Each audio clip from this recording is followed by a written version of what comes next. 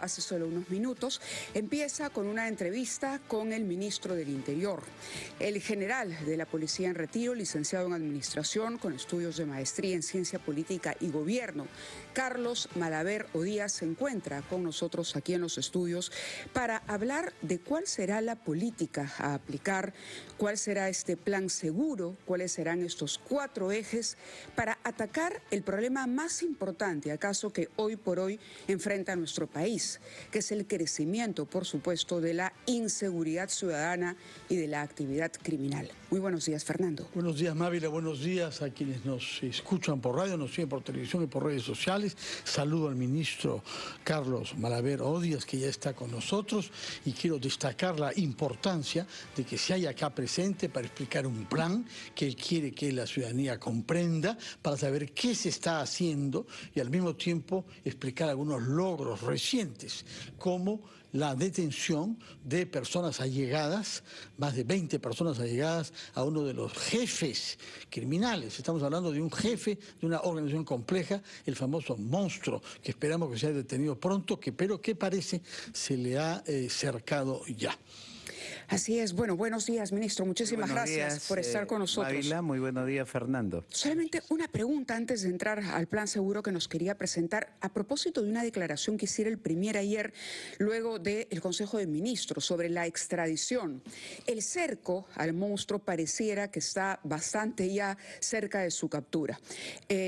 Y el presidente del Consejo de Ministros, el señor Arana, decía que el Estado ya estaba evaluando, el gobierno ya estaba trabajando en lo que sería un proceso de extradición en caso se produzca esta captura fuera del país. ¿Sobre eso podría darnos algún alcance de lo que sepa hasta el momento? Sí, efectivamente, y ha sido durante la reunión del Consejo de Ministros, habitual que se desarrolla los días miércoles, se ha tocado ese punto, porque había quedado como un pendiente, y efectivamente ya los indicativos, es evidente de que no se encuentra en el país. Primero, ha estado siendo itinerante por los países vecinos del sur.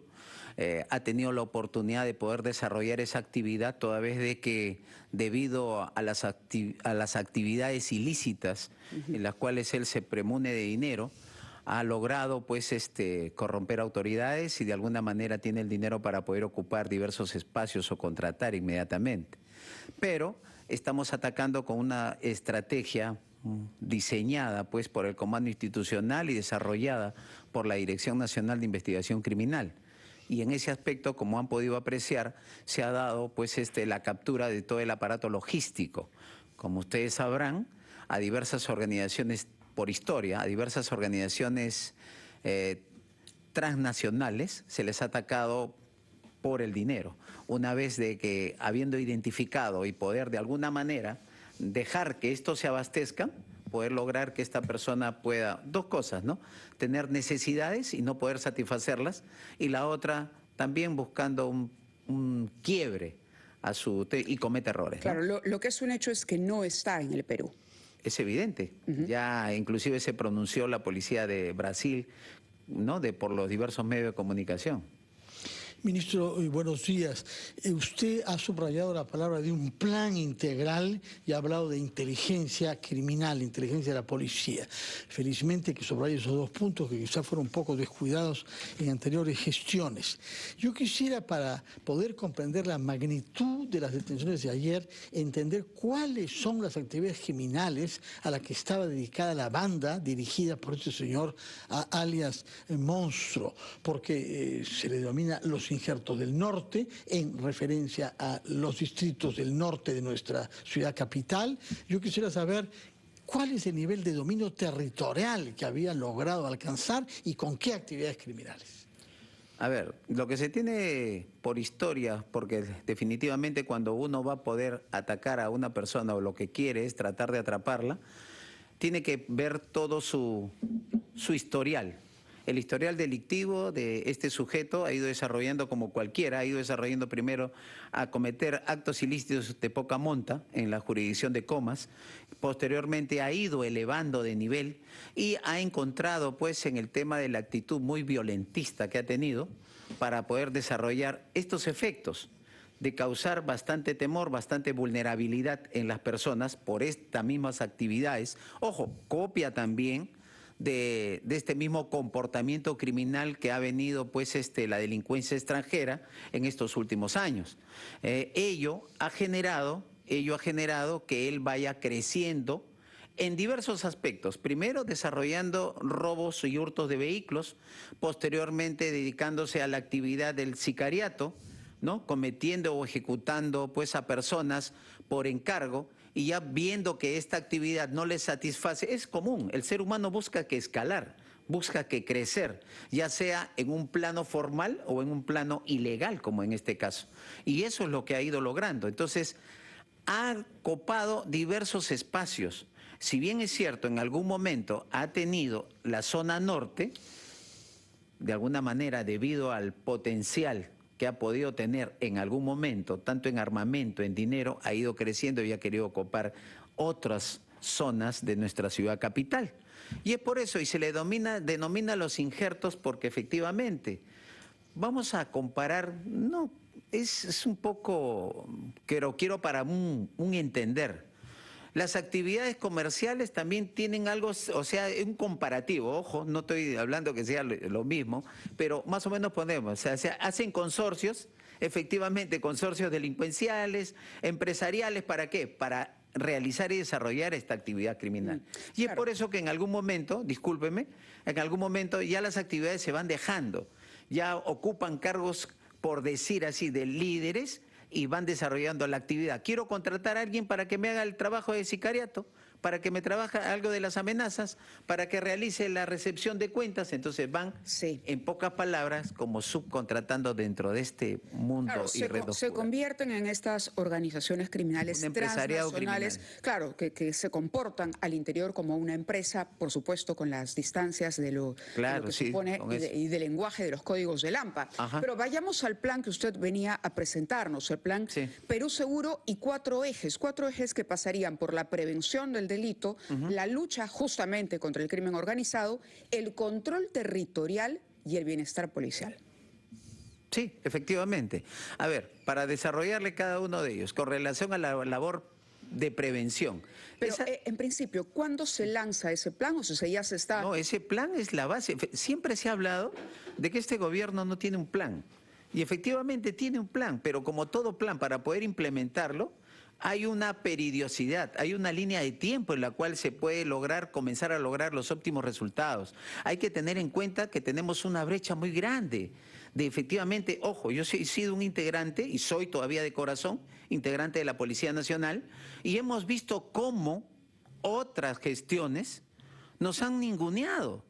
No nos han apoyado en el sentido tanto en infraestructura, y al contrario, hemos reducido espacios, como por ejemplo el espacio de la investigación criminal. Sí, yo lo entiendo, pero lo que estamos hablando hoy es de atender, ministro, no quisiéramos que nos gane el tiempo. Este plan entonces ya está en marcha. El plan está en marcha. Está en marcha, explíquenos por favor. Para empezar, con relación a la prevención, efectivamente, los ejes de la prevención es la presencia policial en las calles, ¿correcto? Tenemos un déficit de 50.000 a 60.000 efectivos a nivel nacional. ¿Cómo cubrimos esa brecha?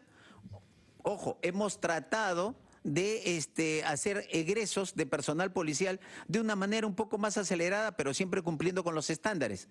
Inclusive cuando ya están egresados, terminan su capacitación académica los fines de semana, sacrificando sus francos o cualquier evento. Correcto, ese es uno. Segundo, nos ha faltado vehículos vehículos patrulleros, porque ante una criminalidad mucho más con dinero, con armas y con vehículos, tenemos que satisfacer esas necesidades. Efectivamente, ahora los gobiernos regionales y los gobiernos locales nos están apoyando, realizando diversos convenios y dando patrulleros, pero también como le vuelvo a repetir, tenemos como la necesidad de personal, estamos cubriendo poco a poco, pero estamos necesitando los espacios. ¿Cuál es el déficit actual, tanto de efectivos como de logística? Hablemos de vehículos patrulleros en este momento. A ver, ahora en la actualidad nos están dando vehículos patrulleros, pero ahora tenemos la necesidad de personal. Por eso hay un plan para poder captar a 1.500 efectivos que hayan hecho servicio militar y puedan realizar las labores de conductores de vehículos de operativos policiales. Ojo, no conductores ni choferes para el servicio administrativo, ni para los generales, ni para los coroneles. No, para el servicio policial operativo. Correcto. Cuando hablamos de déficit, tenemos una cifra, pero yo quisiera que usted nos dé la oficial. ¿Cuál es el déficit de policías que tiene la institución en este momento? Mávila, ya lo mencionó el señor comandante general en algún momento. Son cerca de 60.000 efectivos. Nos faltan Ojo, pueden 60.000 ser efectivos. más o menos porque diariamente ocurre que por imperio de la ley y otras situaciones de normatividad pasan al retiro. O sea, todos los años, debemos todos los pasar días. de 130.000 efectivos a 190.000. Aproximadamente, para satisfacer los estándares internacionales. Ojo. De acuerdo. Ahora, usted nos ha presentado este plan en 4 puntos esenciales a pedido de Mávila Huertas. Hay un aspecto de las operaciones de la policía en general y las de en días pasados en particular, que es el aspecto internacional. Y sucede que esto es doblemente importante. En primer lugar, porque hay grupos transnacionales que envían a sus criminales al Perú, en primer lugar. Pero en segundo lugar, estamos descubriendo que hay también criminales peruanos de rango que hayan refugio en países vecinos. Ha sucedido con Cuchillo en Colombia, donde felizmente ha sido detenido, y ha sucedido también con las búsquedas hechas en Bolivia, Paraguay y Brasil del monstruo. Y sucede que esos dos países, Bolivia y Colombia, que son vecinos, que tienen fronteras difíciles de controlar, tienen relaciones malas, como es Colombia, o difíciles, como es Bolivia. Yo quisiera saber si, pese a este contexto diplomático, las relaciones entre las policías son buenas y ustedes han logrado obtener beneficios de los buenos vínculos que han sabido mantener con sus colegas de Bolivia o de Colombia, y el día de mañana de Brasil también, naturalmente.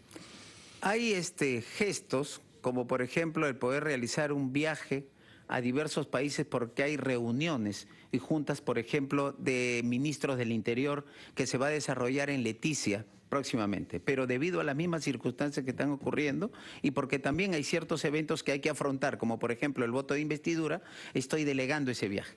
Pero son importantes estos viajes, no solamente del ministro del Interior, sino también del jefe de la policía, porque esto de alguna manera, las coordinaciones son importantes, como por ejemplo en el caso de Cuchillo.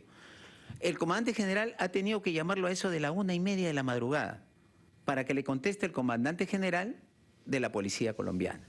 Entonces, estos espacios en los cuales hay de encuentro hace que puedan sociabilizar de una manera más interna y se pueda desarrollar estos vínculos no solamente fraternales, sino también vínculos de trabajo inmediato. Porque de no ser así, tendríamos que esperar el amanecer y mientras ello, el desplazamiento de cualquier sujeto perseguido por la ley va a tener mucho mayores espacios. Es importante este desarrollo. Y las últimas labores, como usted ha mencionado, en estas últimas 3 semanas o 4 en las cuales he asumido el cargo, me he centrado y específicamente en una de las etapas que indica el plan seguro, la investigación criminal. Pero la investigación criminal con el apoyo de la inteligencia. Porque para ello también, pero para desarrollar esas actividades se requiere temporalidad. La metodología de la investigación es basada en ciencia y nosotros tenemos que aportarle ciencia a las investigaciones para que estas mañana más tarde, por un tema de leguleyada de cualquier abogado o controles de legalidad, no se nos caiga en el suelo como muchas veces ha ocurrido. El cargo que usted ha asumido es un cargo que tiene enormes retos. ¿Acaso sea el cargo más difícil en este momento de desempeñar en el Perú? ¿No? Usted viene luego de que se haya censurado a un ministro del Interior, luego de que se haya censurado, bueno, o estado a punto de censurarse a un presidente del Consejo de Ministros, luego de que sintiéramos los peruanos de que se había tocado fondo, por ejemplo, con el problema de Patás. ¿Cuál va a ser el sello o qué cambios hará usted? Porque antes no vimos los resultados, ¿no? Y por algo hubo esa decisión política y ese reclamo y ese malestar en la ciudadanía. ¿Qué va a hacer usted de distinto en comparación a quienes lo antecedieron para garantizar que los peruanos sientan por lo menos que la policía está trabajando y que en efecto se están llevando a cabo acciones de inteligencia? A ver, para aclararle, Mávila, con relación al tema de Patás, y efectivamente que guarda relación con el tema de la minería. Tanto de la minería que ya de alguna manera afecta a la minería formal la minería artesanal, la minería informal y la minería ilegal. El tema es tratar de separar la paja del trigo. En este caso, el problema es multisectorial. Ha habido reuniones de trabajo en la cual yo, antes de asumir el cargo de ministro del Interior, he sido director contra delito de crimen organizado. Y en la dirección a mi mando, de alguna manera hemos tenido el equipo para poder desarrollar la Secretaría Técnica y ya está a puertas de darse la estrategia formal. Pero este modelo PATAS es el modelo que está dentro de la Estrategia Nacional de Lucha contra la Minería Ilegal. ¿Cómo? Porque se ha identificado la cadena de valor. Hay minería aluvial, ojo, es la que se desarrolla en Puerto Maldonado, en los cuerpos de agua y todo. Y la minería filoniana es la que se desarrolla en socavones, como en el caso de PATAS. Se ha podido identificar que para estos tipos de actividades mineras hay una trazabilidad en el sentido de luchar contra los insumos químicos, los explosivos, el tema de las plantas de beneficio y la guía de remisión. Tiene que haber un control. Me permite, y el diagnóstico que usted nos está describiendo es un diagnóstico que de alguna manera ya lo hemos expuesto. Sí. A lo que voy es a que precisamente hasta este momento el gobierno no le ha dado a la ciudadanía frutos suficientes sobre el problema de la inseguridad. La gente tiene miedo. PATAS está prácticamente tomado. Hay corrupción en la policía. De ahí la pregunta, ¿cómo va a marcar usted un antes y un después? ¿O cómo así, por ejemplo, entender que su designación realmente le va a dar un viraje y va a ofrecer resultados a la ciudadanía en algo en lo que el gobierno venía siendo jalado por los ciudadanos? Sí, efectivamente. Venimos, como le vuelvo a repetir, de ciertas brechas. Hay mucha situación con relación a la policía, no solamente de este periodo, de hace 10 o 15 años atrás. El diagnóstico incluye que efectivamente hay sujetos que han cruzado la línea dentro de nuestra institución. Y eso primero hay que empezar reconociéndolo para poder enfrentándolo. ¿De qué me vale o de qué vale al gobierno desarrollar una buena política o desarrollar una buena estrategia si es que la van a aplicar están torcidos? Ese es el mensaje hacia todos mis policías. Policía que efectivamente, como el caso que ha habido, que este sujeto que se le ha intervenido y de alguna manera ha prestado una gran colaboración a esta organización criminal, inmediatamente se acciona. Oficial que le filtraba información sea oficial o suboficial.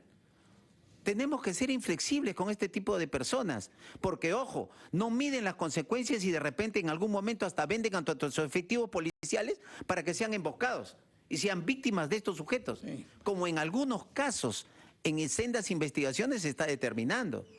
Entonces, ¿cómo tenemos? Tenemos que tratar de vernos también al interno. Y cuando le digo inteligencia, la inteligencia no solamente es para luchar contra los delincuentes, sino también para identificar a nuestro público interno si está desarrollando y si está utilizando también los recursos que le da el Estado para que lograr estos buenos resultados y para que vayan a donde tienen que ir y para que sean utilizados como tienen que ser utilizados. Ministro, tomamos muy en serio y apreciamos este compromiso suyo de ser inflexible con los colegas suyos que hayan podido caer en actos como aquel suboficial que colaboraba con la banda de los Injertos del Norte, como dice usted, haciendo correr riesgo a sus compañeros. Todo esto tiene que ver con la inteligencia policial que usted ha subrayado con toda razón. Pero además de eso, tenemos el tema de las comisarías.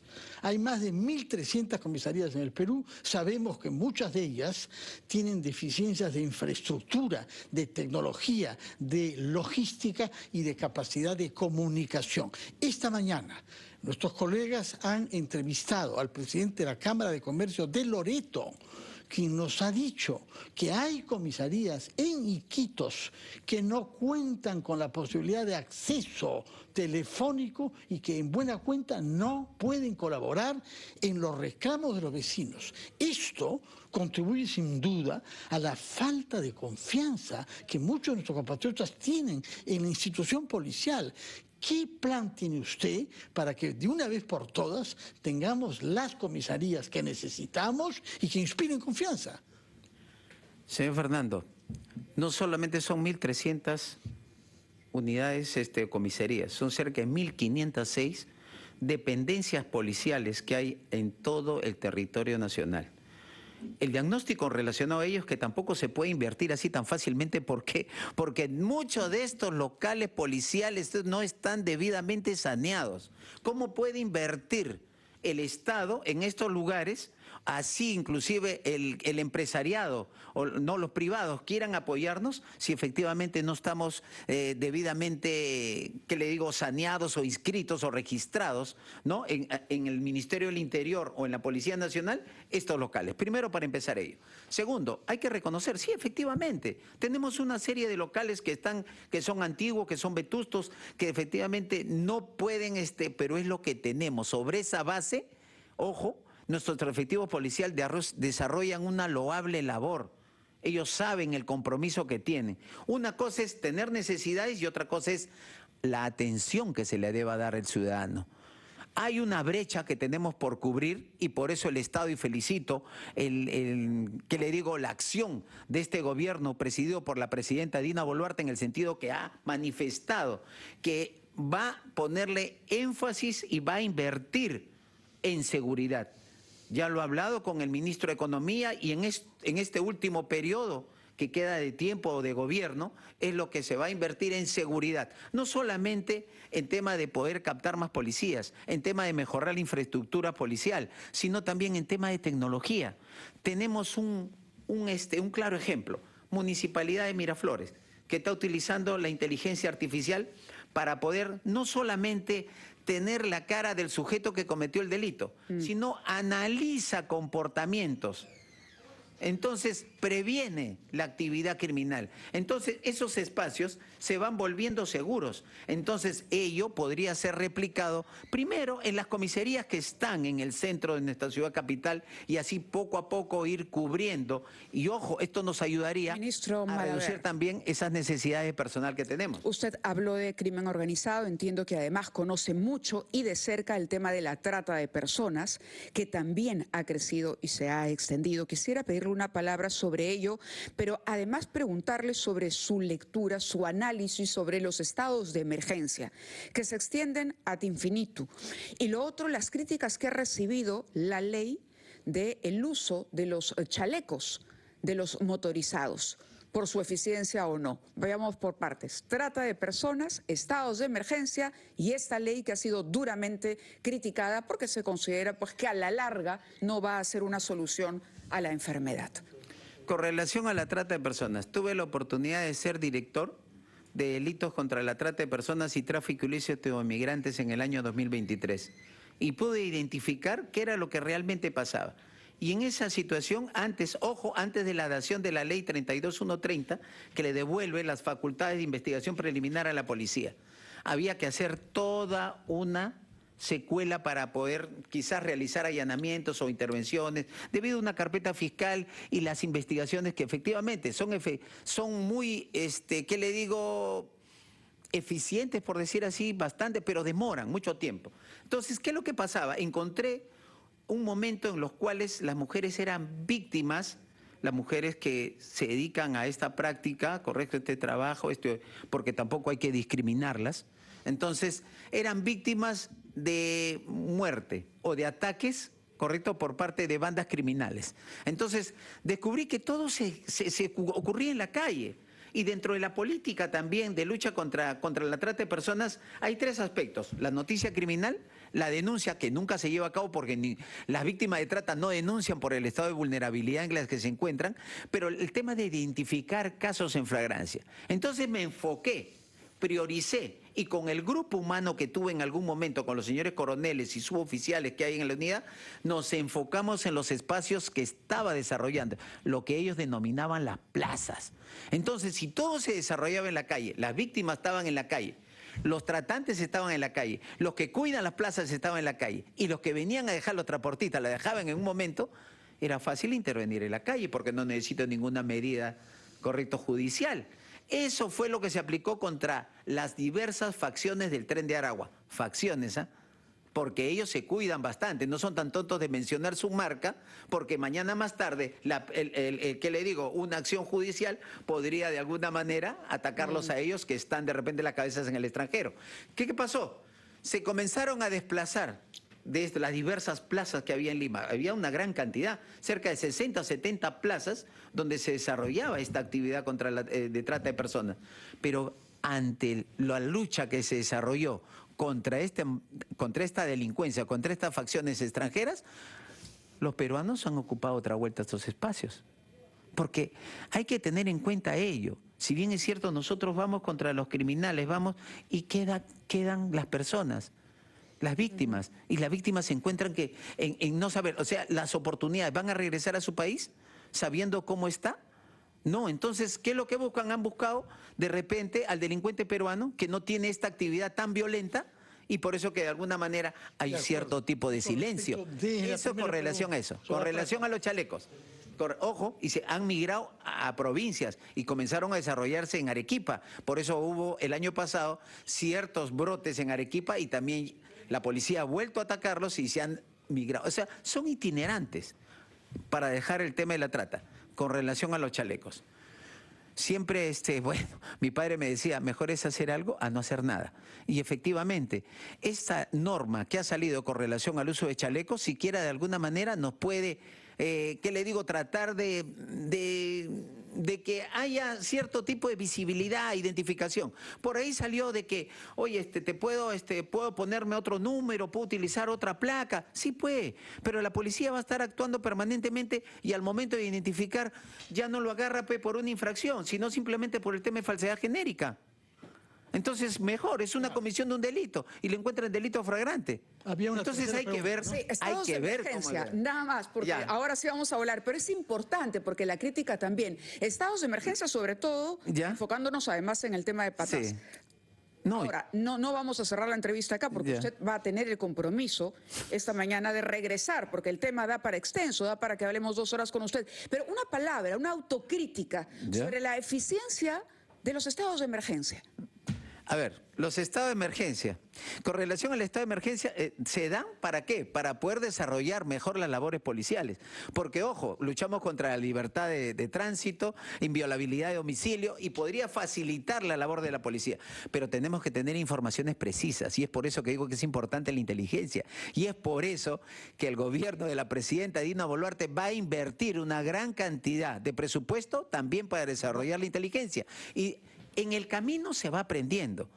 Lógico, porque también cuando se decreta el estado de emergencia, lo ideal que sería esos estados de emergencia de la época del 70, que yo he tenido la oportunidad de vivirlo, de la década del 80. Tampoco dieron tantos resultados. No, pero ojo, no dieron tantos resultados, pero ojo, era otro concepto, otro tipo de gente, otro tipo de comportamiento de la ciudadanía. De acuerdo. Entonces, estamos avanzando y denos la oportunidad, como le vuelvo a repetir. Se están dando buenos resultados porque hay un compromiso también. Bueno, en todo caso contamos con usted que venga una vez que este gabinete sea presentado ante el Congreso. No quiero despedirme sin una pregunta final sobre un tema clave, que es la situación de las cárceles en el Perú, porque siguen habiendo crímenes encargados desde dentro con el uso de celulares y sin que haya una buena interceptación de eso. Y en este contexto ha surgido la iniciativa de alguna congresista que pretende que los ciudadanos peruanos puedan ser puestos en cárceles en el extranjero, específicamente en un país centroamericano. Esto ha merecido unas reservas por parte del primer ministro Arana, pero ¿cuál es su opinión sobre este tema? A ver, con relación se resume solamente en una palabra el problema de las cárceles. Corrupción. Simple y llanamente. Eso está luchando el gobierno. Me consta porque el señor Premier ha dado unas pautas relacionadas. Él viene de estar también en la cartera de justicia. Y con relación a la propuesta de la señorita congresista, esa propuesta ya el gobierno, según tengo entendido, y lo ha explicado ¿cómo se llama? El Premier, correcto, el señor Arana, en el sentido de que ya hay una evaluación. Pero para ello también hay que hacer las consultas en el país, en lo cual... Es decir, ¿está a favor de la medida? Hay que tomar medidas. Por ejemplo, si se trajera o se capturara al monstruo en lugar de traerlo al Perú, ¿ustedes evaluarían la posibilidad de enviarlo a El Salvador? Sí, puede ser una posibilidad. Hay que juzgarlo antes, hay que juzgarlo antes. Lógico, primero hay que juzgarlo. Bueno, muchísimas gracias por su presencia. Queda usted comprometido a regresar, por favor, una vez que se haya presentado en el Congreso, del cual usted forma parte, ante el Congreso de la República. Si la invitación es de esa manera, ¿cómo negarse? Bueno, muchas gracias, muy amable, señor ministro. Gracias, ministro, por estar con nosotros. Ha sido Carlos Malavero Díaz, el ministro del Interior, que ha contestado a todas las preguntas que le hemos hecho, que ha subrayado el rol de la inteligencia policial, que ha sostenido que se necesitan 60.000 efectivos más en la Policía Nacional y que ha tomado una palabra clara de lucha contra la corrupción en todas las instituciones, incluyendo la propia policía, de la cual ha sido miembro durante 40 años. Muchas gracias y muy buenos días, señor ministro. 8:35, vamos a los titulares de la media hora y regresamos en ampliación de noticias.